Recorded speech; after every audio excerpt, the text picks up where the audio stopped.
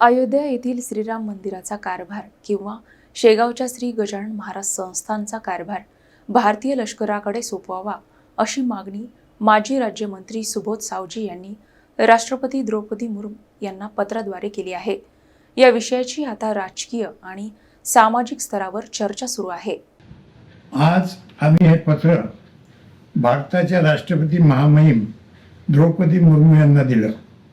विषय असा आहे, अयोध्या येथील श्रीराम मंदिर व संस्थान याचा भ्रष्ट कारभार, झालेली चोरी, देशोदेशात होत असलेली बेअब्रू याकरता श्रीराम मंदिर अयोध्या सर्व नियंत्रण श्री गजानन महाराज संस्थान शेगाव किंवा भारतीय लष्कर यांच्याकडे देण्यात यावे। यांच्याकडे आमची अशी मागणी आहे की श्रीराम मंदिर अयोध्या व श्रीराम मंदिर संस्थान अयोध्या येथे झालेल्या कोट्यावधी रुपयाचा भ्रष्टाचार याची पूर्णपणे चौकशी करून चोरी करणाऱ्यास मरेपर्यंत फाशी शिक्षा देण्यात यावी।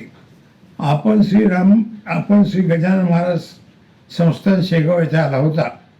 आपण श्री गजानन महाराज संस्थानमध्ये श्री गजानन महाराजांचे दर्शन घेऊन गणगणात बोते असं नामस्मरण केले होते।